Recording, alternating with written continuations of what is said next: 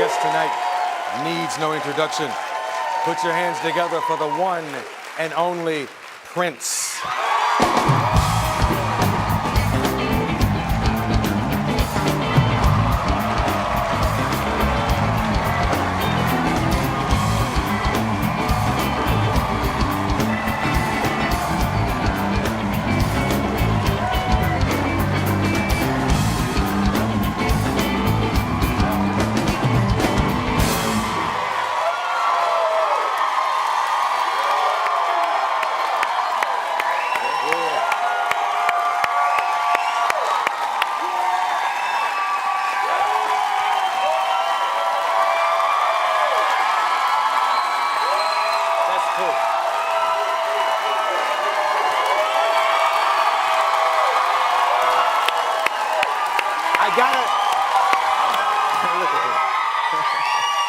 I gotta say one thing. There's only one way to start this. The first person to contact me when I came back to late night was this man to congratulate me and to say he would be here, save me a night. Thank you, Duke. You've always been a good friend. Always. And here's the interesting thing. Do you have a cell phone? No. See, I'm always shocked when I hear from you. But how do you survive in this world without a cell phone? Everybody I know has one. Oh. You're in social media. You have an Instagram account, a Twitter account now? I'm trying to get Princegram. Oh.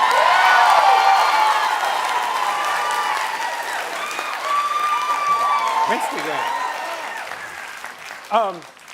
You actually, I saw a selfie of you, or it was yours, I should say. Yeah, I did that. Yeah, that was your first? Yeah. Yes. That was it. How would you, yeah.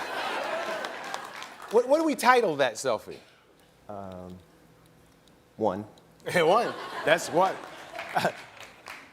Let's talk about titles. Your favorite title in the Prince catalog. What's your favorite song? Turns you on every time you do it. I usually answer by saying the next one, but there is a song that we've just written called The Breakdown.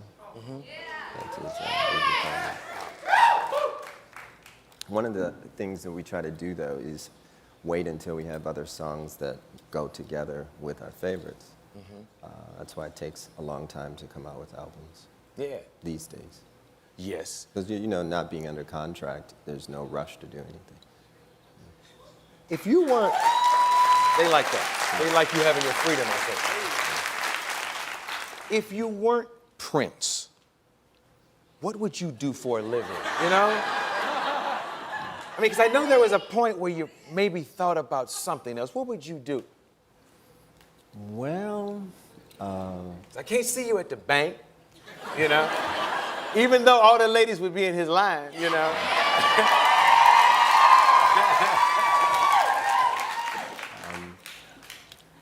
When I was 16, I was completely broke and needed to go get a job, so I got the Yellow Pages out and I couldn't find one thing that I wanted to do. So I decided I was going to push as hard as I could to be a musician and win at it, you know?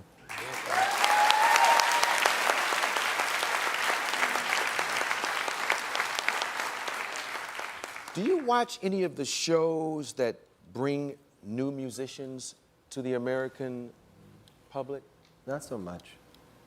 Yeah, You know, talking about, you know, The Voice and Idol, you know, the whole genre. Yeah, I was watching a show with Esperanza Spalding, who's a friend of mine. Bass player. And we were both sitting there quiet. We were watching. And we looked at each other, and then she says, "Are you rearranging the music right now in your head?" And then she said, "So am I." So it's really hard to watch other musicians because you tend to, you know, it's like a painting you want to make straight or whatever. You just hear it, music like you hear it. Doesn't mean that, you know, what they're doing isn't of merit. It's just, I just hear music different, that's all. Now, I've met, it seems like 100 musicians today here with you. What do you look for in musicians these days? I was thinking about your question a second ago. I think I'd want to teach in some capacity if I didn't. That makes total sense. There's a lot of fine musicians in the group right now, and I'm learning from them. So as much as I'd like to teach, I also like to learn. Yeah. Is there a huge vault of material that you've created that we've never even heard? And how do you make those choices? Because I'd like to hear everything that you pen. You know, just to hear it. You would look different when it was finished. It takes a long time. There's a lot of music down there. Like how many songs? I have no idea. Yeah. I don't go back in time and listen to it like that. I worked on it and brought it as far as I could right then. A lot of it I didn't even finish. You know, a lot of the bootlegs that are out right now, they are unfinished, unmixed. You know, sometimes they change lyrics. And again, you wait until, you know, you can find other things to go with it. We live in a singles-driven market, but, you know, I come from the old school making albums, and that's what I'll always do.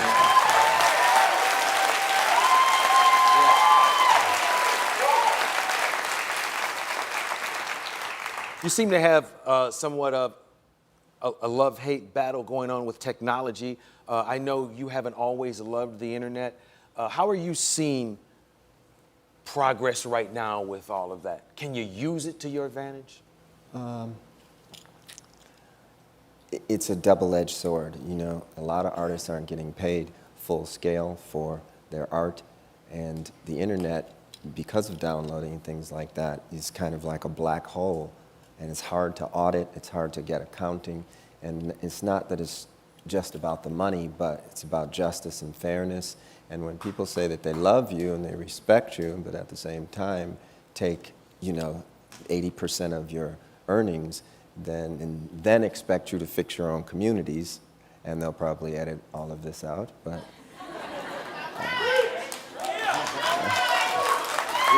then it gets, that's the sharp part of the sword, and we're at the wrong end of it right now. So eventually, with courageous people going out there and actually saying something and standing up for it, I think we'll get some balance.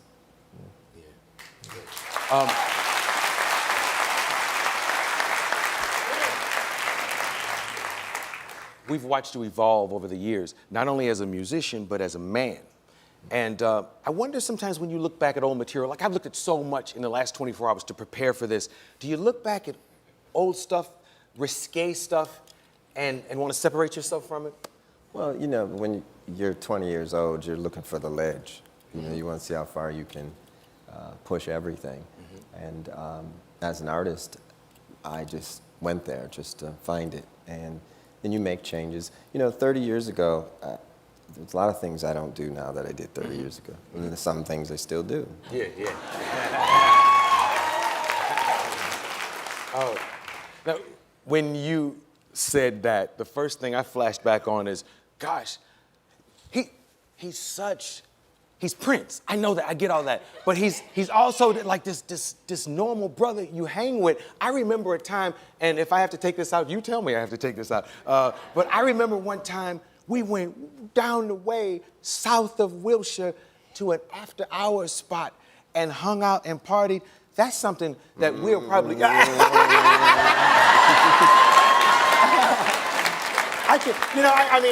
I have a son now, and Congratulations.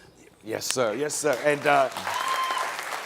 there were so many things that we did back then. Remember that house? We were sitting in a house and Vaguely. Yeah. It was like they take you in and they chain the door and it's a pit bull and they give you a drink in a paper cup and he wouldn't touch nothing. He just sat. Were we in somebody's kitchen or something? Yes. Yeah. It was crazy. And Prince was sitting in this house. He wouldn't drink nothing. He wouldn't touch nothing. And he was trying not to breathe. He had a cane. If he could have got oxygen out that cane, we could have stayed longer. But just normal good times as young brothers experiencing success. We should take commercial and come right back. We'll be right back.